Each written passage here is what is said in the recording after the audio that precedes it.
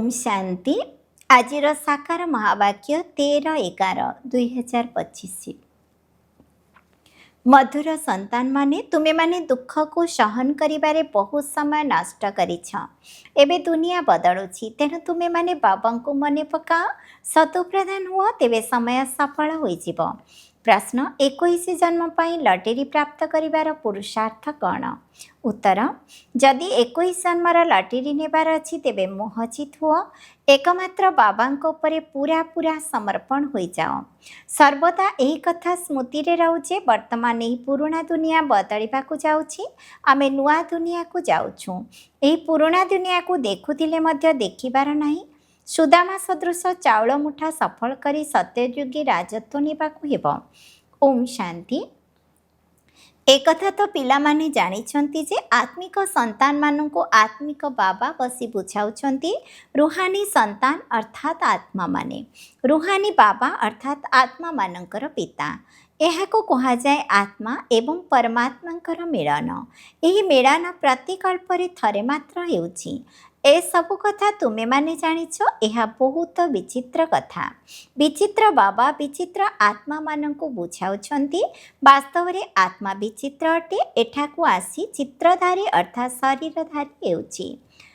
चित्र अर्थात शरीर द्वारा पाठ बजाउछंती। आत्मा तो समस्तଙ୍କ भितरे अछि ना। जीवजन्तुଙ୍କ ठारे मध्य आत्मा रहिछि। 84 लाख जोनि बोली कहउछंती। ता भितरे तो सबु जीवजंतु आसी जाउछंती। दुनिया रे अनेक जीवजंतु आदि रहिछंती ना। बाबा कहउछंती एही कथारे समय नष्ट कर नाही। मनुष्य मानक ठारे ई ज्ञान नथिबारु सेमानकर समय नष्ट हेउछि। एही समय रे बाबा आसी तुमको पाठ पढ़ाउछंती। पुणी अधा कल्प तुमे प्रारब्ध भोगुछ। सेठारे तुमर कौनसी असुविधा हुए नाही। दुख को सहन करिबारे ही तुमर बहुत समय नष्ट हेउछि। एठारे तो दुख ही दुख रहिछि। सेतिपई समस्ते बाबा को मने पकाउछंती एवं कहउछंती आमर दुखरे समय बहुत नष्ट हेउछि, एथिरु बाहर कर। सुखरे केबे समय नष्ट हेउछि बोली कहाजिब नाही। एकथा मध्य तुमे माने जानिछ, एही समय मनुष्य मानकर कौनसी मूल्य नाही। मनुष्य माने देख अचानक मरी जाउछंती। गोटे तूफान रे केते मरी जाउछंती। रावण राज्य रे मनुष्य मानकर कौनसी मूल्य नाही। एबे बाबा तुमर केते मूल्य बढ़ाउछंती। कौड़ी तुल्यरु हीरा तुल्य करुछंती। गायन करा जाए एहा तुमर हीरा तुल्य अमूल्य जन्म अटे। वर्तमान समय रे मनुष्य कौड़ी पछरे लागिछंती। अति बेसी रे लक्षपति कोटिपति पदमपति हेउछंती। तेबे सेमानंकर सबु बुद्धि सेहिथिरे ही रही थाए। सेमानंको कहा जाउछि ए सबु भूली एकमात्र बाबा को मने पका, किंतु मानु नाहंती। सेमाने एक कथा मानिबे नाही। तेबे एही ज्ञान सेही मानक बुद्धि रे पसिब जे मानक बुद्धि रे कल्प पूर्वरु पसिथिला। नचे जेते बुझाओ केबे हेले बुद्धि रे पसिब नाही। तुमे माने मध्य क्रमान्वये जानिछ जे एही दुनिया बदलुछि। जदिओ बाहरे तुमे लेखिदेब जे दुनिया बदलुछि, तथापि बुझिबे नाही जे पर्यंत तुमे काहाकू न बुझाइछ। अच्छा, जदि केही बुझीगले तेबे तांकु अन्य मानकु बुझाइबाकु हेबो। बाबांको मने पकाओ, शतो प्रधान हुआ। ज्ञान तो बहुत सहज। ये सूर्यवंशी चंद्रवंशी वर्तमान यही दुनिया बदलुछि एवं एकमात्र बाबा ही यही दुनिया को बदलाउछंती। एक कथा मध्य तुमे पुरुषार्थर क्रमानुसार यथार्थ भावरे जानुछ। माया पुरुषार्थ करिबाकु देउ नाही। तेणु बुझिबाकु हेब जे एहा मध्य ड्रामा जहाँकि एते पुरुषार्थ होई पारु नाही। एबे तुमे जानुछ जे श्रीमत आधार रे आमे निज पाई एही दुनिया को बदलाउछु। श्रीमत एकमात्र शिव बाबांकर अटे। शिव बाबा कहिबा तो बहुत सहज। आउ केही ना शिव बाबा को ना वर्षा अर्थात स्वर्ग जानिछंती। बाबा अर्थ ही वर्षा। शिव बाबा सत्य अटंती। आजिकाली मेयर को मध्य पिता कहउछंती, गांधी को मध्य पिता कहउछंती, काहाकु पुणी जगत गुरु मध्य कहउछंती। वास्तव रे जगत अर्थात सारा सृष्टिर गुरु एहा कौनसी मनुष्य होई परिबे नाही। समस्तंकर सद्गतिदाता पतित पावन हेउछंती एकमात्र बाबा। ବାବା ତ ନିରାକାର, ପୁଣି କିପରି ଦୁଃଖରୁ ମୁକ୍ତି କରୁଛନ୍ତି? ଦୁନିଆ ବଦଳୁଛି, ତେଣୁ ନିଶ୍ଚୟ ଅଭିନୟ କରିବେ, ତେବେ ଯାଇ ଜଣାପଡ଼ିବ। ଏପରି ନୁହେଁ ଯେ ପ୍ରଳୟ ହୋଇଯାଉଛି, ପୁଣି ବାବା ନୂଆ ସୃଷ୍ଟି ରଚନା କରୁଛନ୍ତି। ଶାସ୍ତ୍ରରେ ଦେଖାଉଛନ୍ତି ବହୁତ ବଡ଼ ପ୍ରଳୟ ହେଉଛି, ପୁଣି ଅଶ୍ୱତ୍ଥ ପତ୍ରରେ ଶ୍ରୀକୃଷ୍ଣ ଭାସି ଭାସି ଆସୁଛନ୍ତି। କିନ୍ତୁ ବାବା ବୁଝାଉଛନ୍ତି ଏପରି ହେଉନାହିଁ। ଗାୟନ କରାଯାଏ, ବିଶ୍ୱର ଇତିହାସ ଭୂଗୋଳର ପୁନରାବୃତ୍ତି ହେଉଛି, ତେଣୁ ତ ପ୍ରଳୟ ହୋଇପାରିବ ନାହିଁ।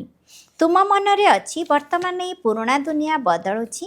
ଏହି ସବୁ କଥା ବାବା ହିଁ ଆସି ବୁଝାଉଛନ୍ତି। ଏହି ଲକ୍ଷ୍ମୀନାରାୟଣ ହେଉଛନ୍ତି ନୂଆ ଦୁନିଆର ମାଲିକ। ତୁମେ ଚିତ୍ରରେ ମଧ୍ୟ ଦେଖାଉଛ ଯେ ପୁରୁଣା ଦୁନିଆର ମାଲିକ ହେଉଛି ରାବଣ।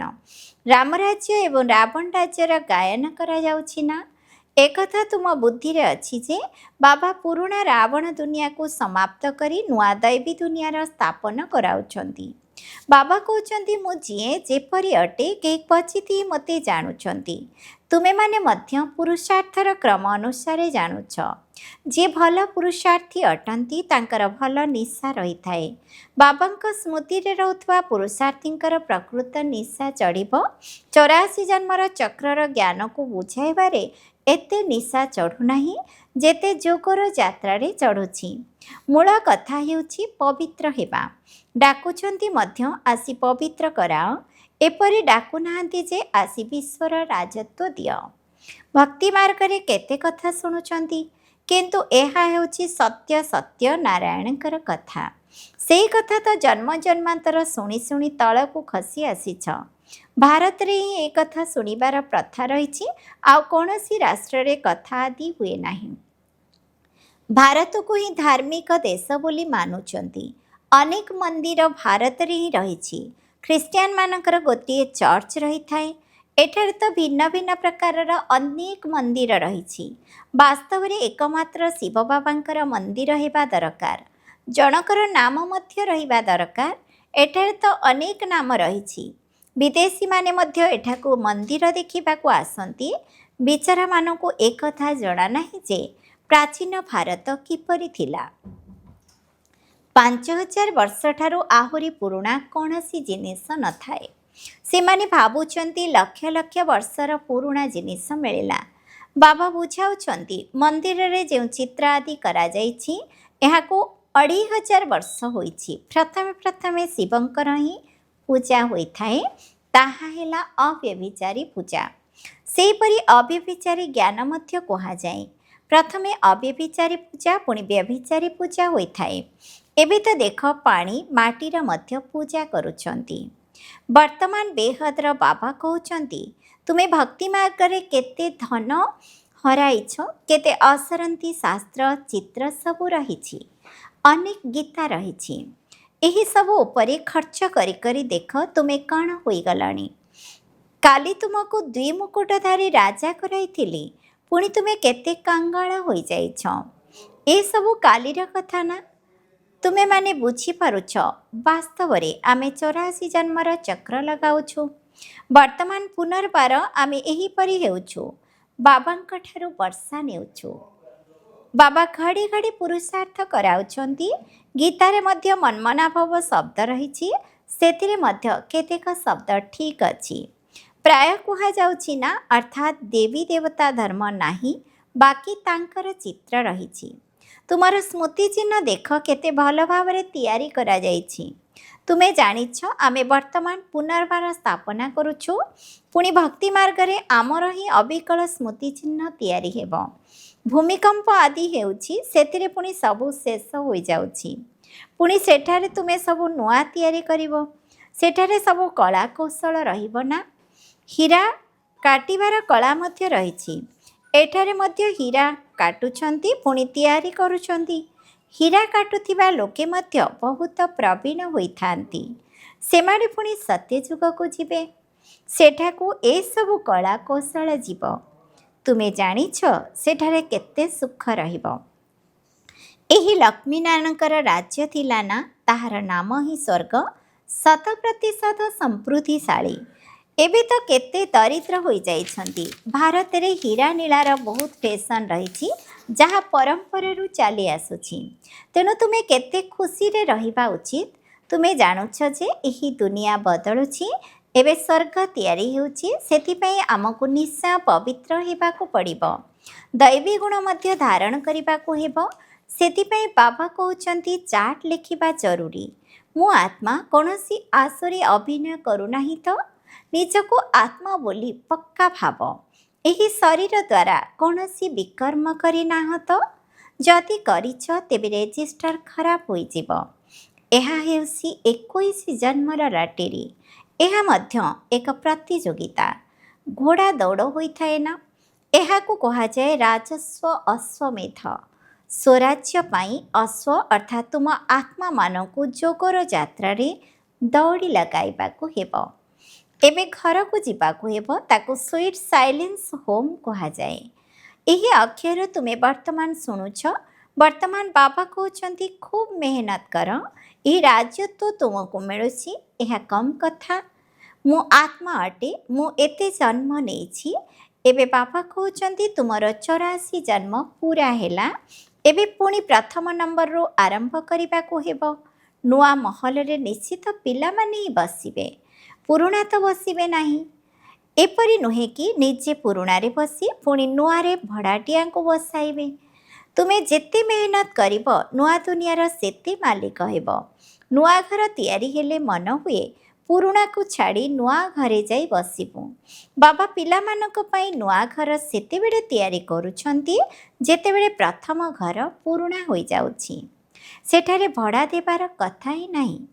ଯେପରି ସେମାନେ ଚନ୍ଦ୍ରରେ ଜମି କିଣିବାକୁ ଚେଷ୍ଟା କରୁଛନ୍ତି, ସେହିପରି ତୁମେ ସ୍ୱର୍ଗରେ ମହଲ ନେଉଛ। ତେଣୁ ଯେତେ ଯେତେ ଜ୍ଞାନ ଏବଂ ଯୋଗରେ ରହିବ ସେତେ ପବିତ୍ର ହେବ। ଏହା ହେଉଛି ରାଜଯୋଗ। କେତେ ବଡ଼ ରାଜତ୍ୱ ମିଳୁଛି। ବାକି ଏ ଯେଉଁ ଚନ୍ଦ୍ର ଆଦିରେ ଜମି ଖୋଜୁଛନ୍ତି ସେସବୁ ବ୍ୟର୍ଥ। ସୁଖ ଦେଉଥିବା ଏହିସବୁ ଜିନିଷ ପୁଣି ବିନାଶ କରିବ ଏବଂ ଦୁଃଖ ଦେବ। ଆଗକୁ ଗଲେ ସେନା ଆଦି ସବୁ କମ୍ ହୋଇଯିବେ। ବୋମା ଦ୍ୱାରା ହିଁ ଫଟାଫଟ କାମ ହୋଇଯିବ। ଏହି ଡ୍ରାମା ପୂର୍ବ ନିର୍ମିତ। ନିର୍ଦ୍ଦିଷ୍ଟ ସମୟରେ ଅଚାନକ ବିନାଶ ହୋଇଥାଏ। ପୁଣି ସିପାହୀ ଆଦି ମଧ୍ୟ ମରିଯାଆନ୍ତି। ତୁମେମାନେ ଏବେ ଫରିସ୍ତା ହେଉଛ। ତୁମେ ଜାଣିଛ ଆମ ପାଇଁ ବିନାଶ ହେଉଛି। ଡ୍ରାମାରେ ପାର୍ଟ ରହିଛି। ପୁରୁଣା ଦୁନିଆ ଖଲାସ ହୋଇଯାଉଛି। ଯିଏ ଯେପରି କର୍ମ କରନ୍ତି ସେହିପରି ଭୋଗିବାକୁ ପଡ଼େ ନା? ମନେକର ସନ୍ନ୍ୟାସୀମାନେ ଭଲ, କିନ୍ତୁ ଜନ୍ମ ତ ଗୃହସ୍ଥୀଙ୍କ ପାଖରେ ନେବେ ନା? ଶ୍ରେଷ୍ଠ ଜନ୍ମ ତ ତୁମକୁ ନୂଆ ଦୁନିଆରେ ମିଳିବ। ପୁଣି ମଧ୍ୟ ସଂସ୍କାର ଅନୁସାରେ ଯାଇ ସେହିପରି ହେବ। ତୁମେ ଏବେ ସଂସ୍କାର ନେଇଯାଉଛ ନୂଆ ଦୁନିଆ ପାଇଁ। ଜନ୍ମ ମଧ୍ୟ ନିଶ୍ଚୟ ଭାରତରେ ହିଁ ହେବ। ଯିଏ ବହୁତ ଆଧ୍ୟାତ୍ମିକ ଚିନ୍ତାଧାରାର ହୋଇଥିବେ ତାଙ୍କ ପାଖରେ ଜନ୍ମ ନେବ। କାହିଁକି ନା ତୁମେମାନେ ସେହିପରି କର୍ମ କରୁଛ। ଯେପରି ସଂସ୍କାର ସେହି ଅନୁସାରେ ଜନ୍ମ ହୋଇଥାଏ। ତୁମେ ବହୁତ ଉଚ୍ଚ କୂଳରେ ଯାଇ ଜନ୍ମ ନେବ। ତୁମ ସଦୃଶ କର୍ମ ଆଉ କେହି କରୁନଥିବେ। ଯେପରି ପାଠପଢ଼ା, ସେପରି ସେବା, ସେହିପରି ଜନ୍ମ ମିଳିବ। ବହୁତଙ୍କୁ ତ ମରିବାକୁ ପଡ଼ିବ। ଯେଉଁମାନେ ସ୍ୱାଗତ କରିବେ ସେମାନଙ୍କୁ ପ୍ରଥମେ ଯିବାକୁ ହେବ।